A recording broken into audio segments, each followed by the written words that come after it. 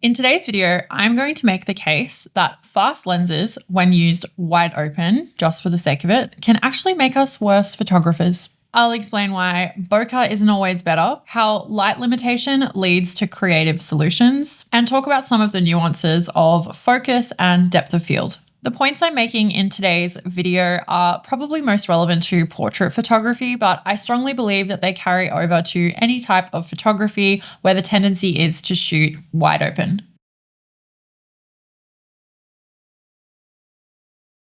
Let's face it, 99.9% of photographers are going to spend the extra money on a lens that opens up to 1.4, and you're going to want to test that out and see what it looks like. No shade here, that is obviously what anybody is going to do, but if you don't move past this bokeh-licious stage, you might find yourself pretty boxed in. So give me a chance to explain here before all you bokeh bandits come for me in the comments. Shooting wide open is a crutch that many photographers fall into because it makes everything look pro. With the, beautiful blurry backgrounds, it just gives that professional and really beautiful look. Don't get me wrong, some of the most beautiful images of all time have been shot wide open, and it's definitely a look that's very appropriate, definitely needed, and can work in a lot of situations. But as I said, it easily becomes a crutch. I believe leaning on shallow depth of field makes photographers kind of ignore all of the compositional elements in a photograph. There is less of a need to find interesting locations or multiple subjects, as you are just going to find one interesting thing and isolate it by just blurring the background into oblivion. This is something that I argue should be a technique that we use if we have to. For example, if there are objects in the scene that are less than ideal or they're just not going to work, then bokeh can be a great thing to implement. But really, I am looking at a scene and I'm thinking about what can enhance the photo to tell the story or create the style that I'm going for. I'm not just simply thinking about how I can shoot wide open, how I can have bokeh and shallow depth of field. Those are techniques.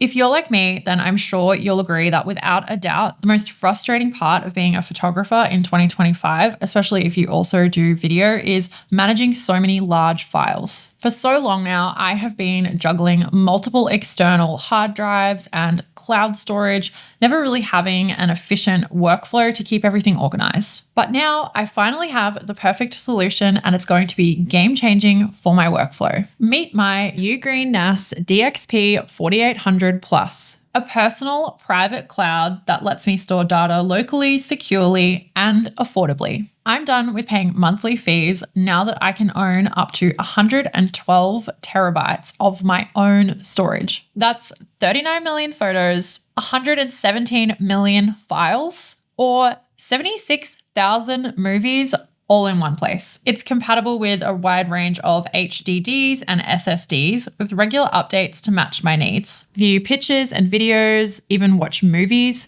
and use the app to manage and classify related files. With NAS Sync connected, use your phone or PC to access remotely.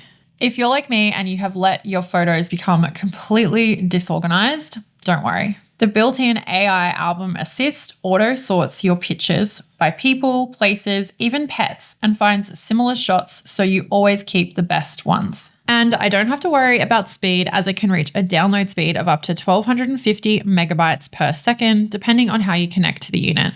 And thanks to its 12th gen Intel 5-core processor, processing data is lightning fast.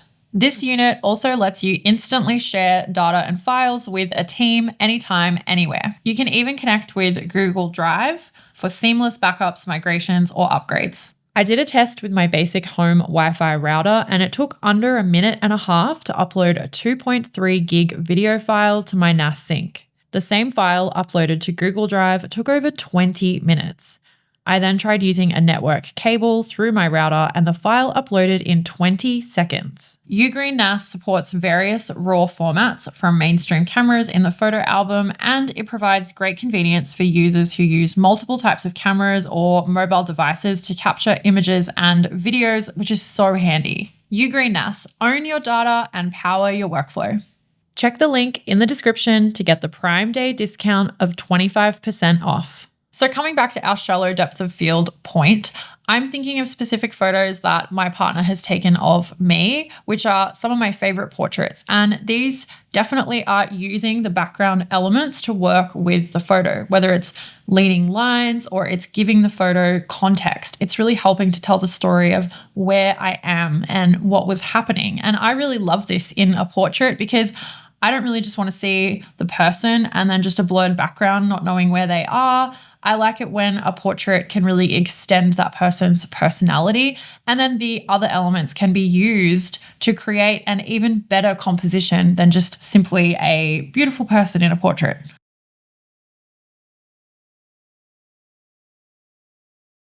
A lot of photographers instantly associate fast lenses with low light, and that's totally logical. Not only does a fast lens then allow you to use a lower ISO, it can also help you with manually focusing, especially if you're using older manual lenses. So don't get me wrong, a fast lens in low light is definitely a luxury, but it can also be a cheat code that allows you to take a photo without having to work very hard for it. Approaching a low light scene with your lens stopped down to something like 5.6 is going to create a challenge for you, a creative challenge that you will need to solve one of three ways. Option one is looking at ways that you can adjust your composition. You also might need to work with your subject, get a little bit more hands-on and move them closer to the available light. This could be as simple as asking your model to turn towards the available light, maybe that's a window, or just changing the positioning of everything up so you are closer to that and you're catching the light. Option number two. Sometimes option one just simply will not be possible. I have definitely been in this situation before when shooting things indoors. So the second option here would be to introduce some kind of artificial light. Keeping something like a small LED light in your kit can be really great for this, just to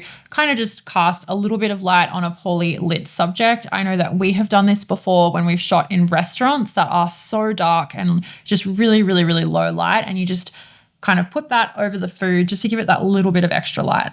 Option number three, and my favorite, is to get a flash and start using it. There are so many ways to use flash to combat difficult lighting situations, and it really just opens up your whole world as a photographer. I can't tell you how many photographers I see who just seem so averse to using flash. People seem to find it really scary. I'm not a very technical photographer, and I have managed to use flash. I use it a lot in my work, and it's really, really opened up what I am able to shoot, where I'm able to shoot, and it's just really revolutionized my whole photography. Flash can be used to totally wash a scene in that very editorial way, that very high key kind of way, or it can be, bounced off of a wall and give a more subtle look. There are so many different ways to go when you're using flash. So by these examples I've given here, hopefully you're seeing that stopping down in these lower light situations forces you to get creative. The more you do this, you will get to know when you really need to be using 1.4 and when you need to be stopping down. You'll have a more robust range of skills if you do this, and you'll know when to implement different tactics and styles of shooting. And I also think that this leads to more diversity in your work as well.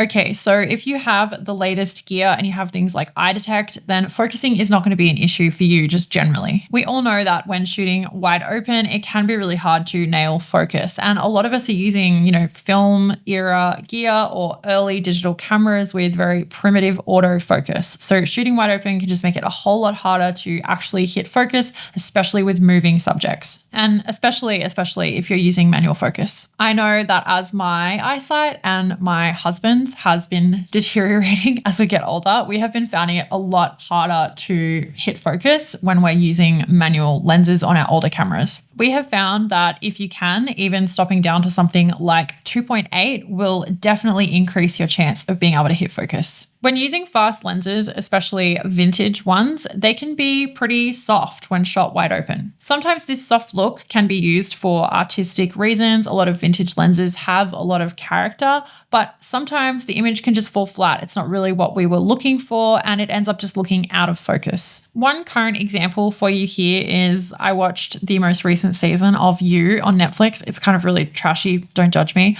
but they were using anamorphic lenses to shoot the scenes, and a lot of it was shot wide open. And to be honest, it just looked muddy and out of focus and really distracting. I'd really rather they just stopped down and actually got the actors in focus so I can watch it without being distracted and connect with the characters. And sometimes I feel like this with stills as well. Another point to consider here is the use case of your photo. So last year, my husband and I did a lot of product photography, and he was helping me with the lighting and the setup and stuff like that. But I was the one kind of driving the creative direction and the composition. And he tends to want to shoot at 1.4. He's a bit of a bokeh bandit. And although the photos looked beautiful that were shot wide open of the products, like the handbags, the perfume, the shoes, all that stuff, they were beautiful, but they weren't showing enough context in the photo. And that's something that the client is going to be unhappy with. And people who are looking at those photos, wanting to buy those things, they want to see more of the product.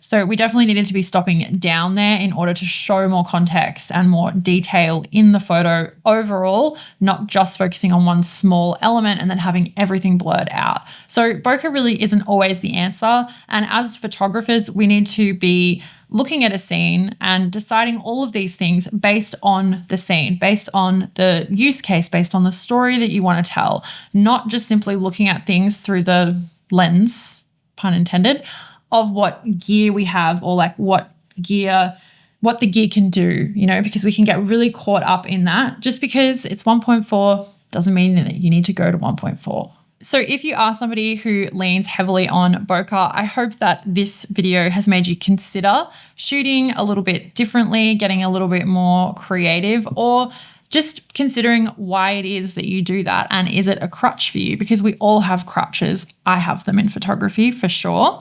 I was so excited to partner with Ugreen for this video. They are honestly game-changing for my workflow as a photographer. Check them out, linked in the description below. They have a sale going on, a discount there for you guys. So check out the links below, and thank you so much for watching.